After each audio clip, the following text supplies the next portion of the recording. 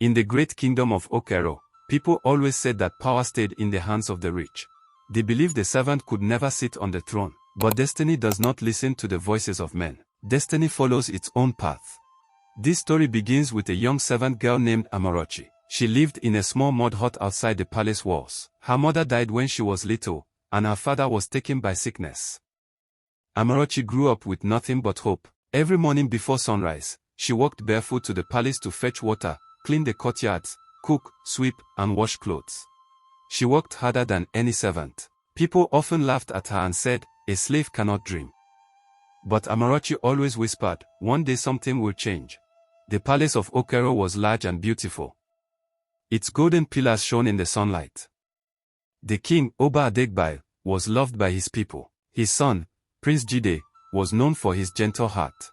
Even though he was a prince, he spoke kindly to everyone except one person, Amarochi. It was not because he hated her, it was because he noticed her too much. Something about her quiet strength troubled him, so instead of showing kindness, he avoided her. Amarochi also avoided Prince Jide. She did not want trouble. She wore simple clothes, a faded wrapper, an old blouse, and a scarf that covered her hair. She kept her eyes low whenever the prince walked past. She never imagined her life would ever connect with his. But destiny had already started working. One hot afternoon, the entire palace gathered at the courtyard for a festival. Drums beat loudly, dancers moved in circles, and musicians played their flutes. The king sat on his high throne, smiling proudly. The queen wore coral beads that glowed in the sun. Prince Jide walked beside them, dressed in deep blue royal attire. Amarochi stood far behind the crowd carrying a tray of water pots. She tried not to look at the royal family. But suddenly, something strange happened. A strong wind blew out of nowhere. The sky turned dark, thunder growled. People began to panic. Then, from the shadows of the palace gate, a huge wild animal, half lion, half spirit, appeared. Its eyes burned like fire. People screamed and ran. The palace guards tried to attack, but their spears broke like sticks. The spirit lion moved closer to the king. Everyone watched in fear. Everyone except Amarochi. Something began to burn inside her chest. She felt a voice whisper, "Stand up." Her hands shook. She dropped the water pots and stepped forward. People shouted at her, "You foolish girl, run. You are just a servant. You will die." But Amarochi did not stop. She walked until she stood between the king and the spirit lion. The creature roared so loudly that the ground shook. Amarochi's heart beat fast, but she felt no fear, only strength. She slowly knelt, placed both hands on the ground, and whispered a quiet prayer her mother once taught her. Suddenly, the wind changed. The air grew calm. The spirit lion stopped moving. Its eyes softened. It looked at Amarochi as if recognizing her. Then, after a long moment, the creature bowed its head and disappeared into a cloud of smoke. The entire palace became silent. Prince Jide could not move. The king's mouth hung open. The queen held her chest in shock. A servant girl had just saved the entire kingdom. That night, the palace was restless. The king called his chiefs and priests. They sat around the sacred fire, asking one question: how did a servant become a spirit beast? The oldest priest stepped forward. His voice trembled. There is an ancient prophecy.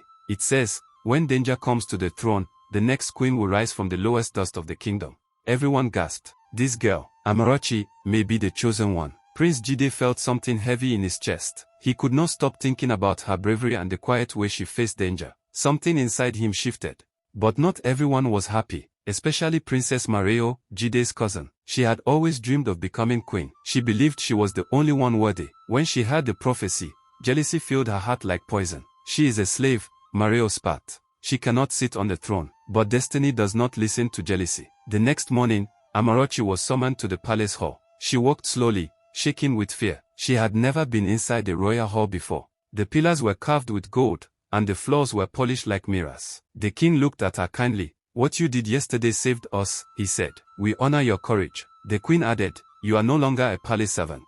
You will live inside the palace and learn palace manners. Amarochi fell to her knees. Tears filled her eyes. Prince Jide watched her quietly.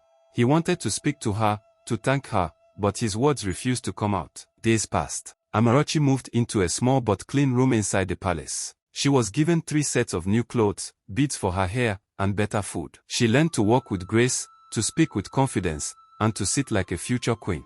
But she still helped the servants. She washed dishes with them. She swept the hall when no one was watching. she remained humble. This made the prince admire her even more. One evening, he found her alone in the palace garden. Fireflies danced around the flowers. Amarachi sat on a stone bench with her hands folded. Prince Jide walked slowly toward her, unsure of what to say. You were very brave that day, he finally whispered. Amarachi stood quickly and bowed. My prince.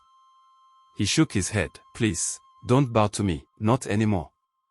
They looked at each other for the first time, really looked. Jide saw the kindness in her eyes, the strength in her posture. Amarachi saw sincerity in his face, not pride. For a moment, the world became quiet, but their peace did not last. Princess Mario had been watching from a distance. Her jealousy grew more dangerous each day. She called the palace sorcerer and demanded a charm that would ruin Amarachi. The sorcerer, afraid of punishment, obeyed her. One night, Amarachi suddenly fell sick. Her body became weak, her breath shallow. Palace healers could not cure her. The queen cried.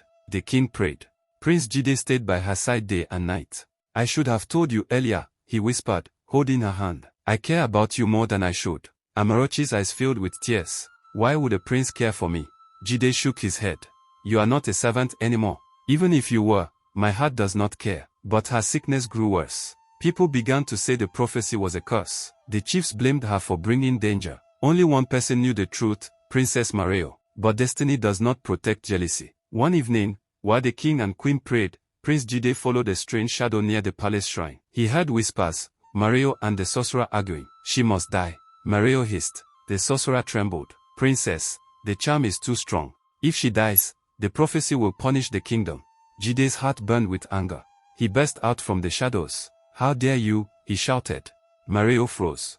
Jide, wait, I can explain. But Jide did not want to hear explanations. He dragged both Mario and the sorcerer before the king. When the truth was revealed, the queen broke down in tears. The king banished Mario from the palace immediately. The sorcerer, shaking with fear, confessed the cure. The charm can only be broken by a heart that speaks truth. Someone who loves her must call her back. Everyone turned to Prince Jide. He did not hesitate. He ran to Amarachi's room. Her body was pale, her breathing slow. He knelt beside her and held her hand tightly. Please, he whispered, fighting tears. Do not leave. I was a coward. I liked you from the moment I saw you, but I hid my feelings because you are a servant. I was wrong. I cannot imagine this palace without you. I cannot imagine my life without you. A single tear dropped from his cheek onto her hand. The room filled with a warm glow. Amarachi's eyes slowly opened. You called me back, she whispered weakly. Jide laughed through his tears. I will call you forever. The curse was broken. Weeks later, when Amarachi was strong again, the king called the entire kingdom together. Drums echoed across the land. People gathered in the courtyard, eager to hear important news. The king stood tall and spoke loudly. The ancient prophecy has been fulfilled. The brave girl who rose from the lowest place has saved this kingdom twice. She is wise. She is humble. She carries strength in her heart. Today, we announce her as the future queen of Okearo. The crowd exploded in cheers. Amarachi trembled. Tears rolled down her cheeks.